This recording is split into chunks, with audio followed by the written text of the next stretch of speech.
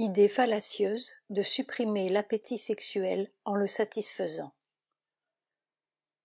La mère vous a déjà dit la vérité à ce sujet.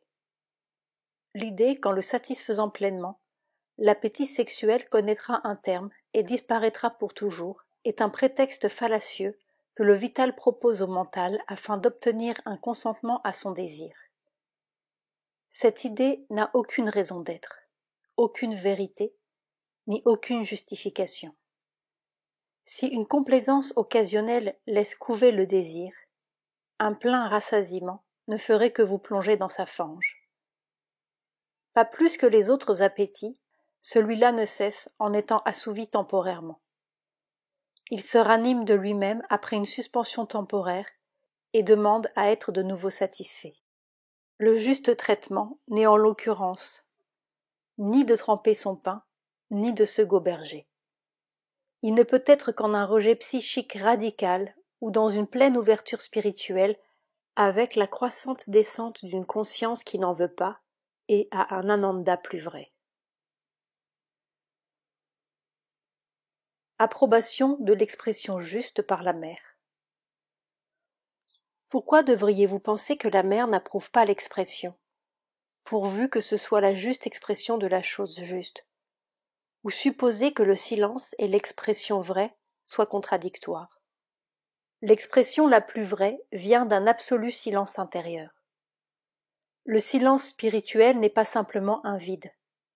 Il n'est pas non plus indispensable de s'abstenir de toute activité afin de le trouver.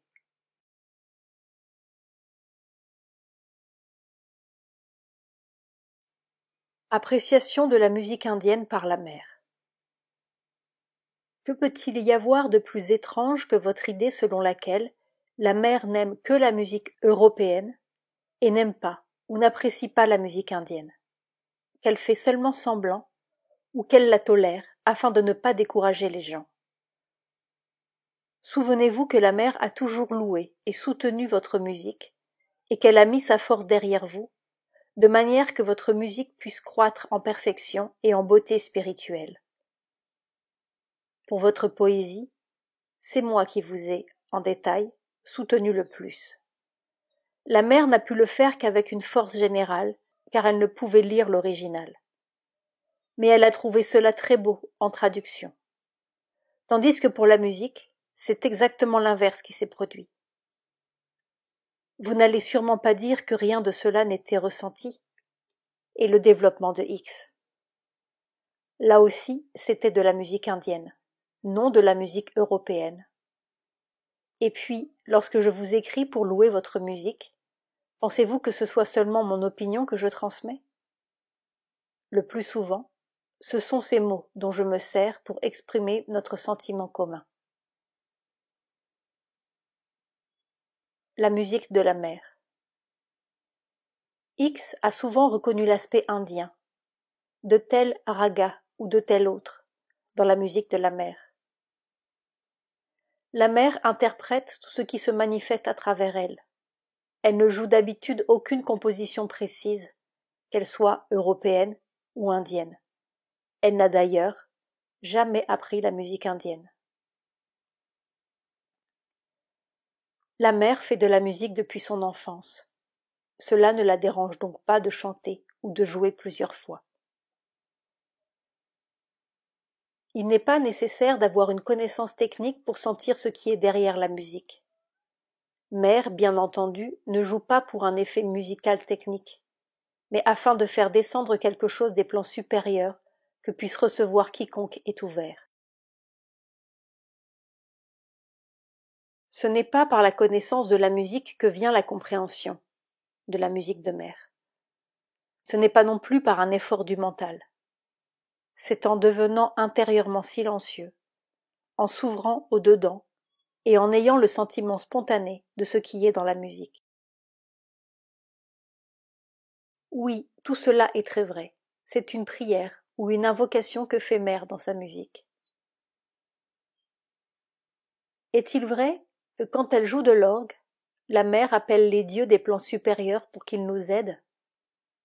Pas consciemment. Cela veut-il dire que les dieux sont attirés par sa musique et descendent? C'est possible. Est-ce que la mer transmet quelque chose quand elle joue? Si elle ne transmettait rien, pourquoi jouerait-elle le moins du monde?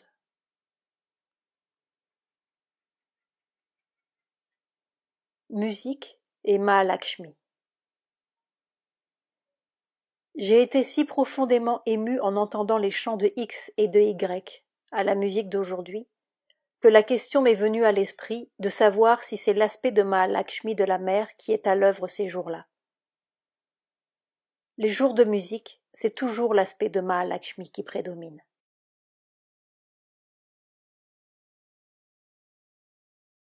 Une expérience impressionnante. Lorsque j'ai entendu la mère lire prière et méditation, mon corps a frissonné. Comment est-ce possible? Quand un pouvoir intense est émis, il donne naturellement le frisson à ceux qui le reçoivent. Art et tradition. La mère trouve hideux et monstrueux les tableaux de X. Elle ne leur décernerait jamais le titre d'œuvre d'art. Mais ce n'est pas parce qu'ils s'éloignent de la tradition. La mère ne croit pas à la tradition. Elle considère que l'art devrait toujours développer des formes nouvelles. Mais encore faut-il que celle-ci soit en accord avec une vérité de la beauté qui est universelle et éternelle, quelque chose du divin. Quant à votre tableau, elle le trouve expressif. Elle a tout de suite senti ce qu'il exprimait. La critique de Y ne tient donc pas. Importance de contacter les influences justes dans l'art. La mère vous a dit autrefois que dans vos personnages humains, vous ne sembliez pas être en contact avec l'influence juste. Et vous avez dit que vous sentiez le contact avec une beauté éternelle dans la nature, mais que vous n'aviez pas le même lorsqu'il s'agit de la forme humaine. Maintenant que vous pratiquez le yoga et qu'il est très important de n'être en contact qu'avec les influences justes, il sera préférable d'éviter de traiter la forme et le visage humain. Ce qui, au mental, peut sembler un détail est néanmoins susceptible, dans le yoga, d'ouvrir la porte à des choses qui ont de grandes répercussions sur la conscience, en troublent l'harmonie, ou brouillent les sources de l'inspiration, de la vision et de l'expérience. Connaissance du français et intimité avec la mère. Est-il juste de dire que ceux qui savent le français pourront mieux la servir dans les années à venir? C'est surtout que cela entraîne une certaine intimité avec un côté de la mère.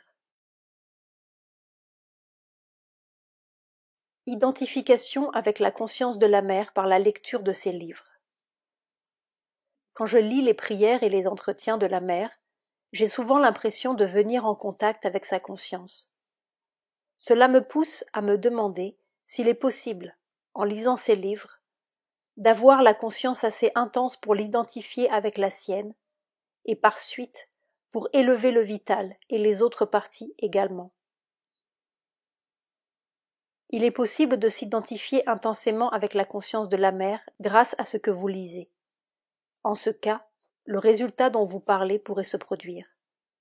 Cela pourrait également avoir un effet sur le vital jusqu'à un certain point.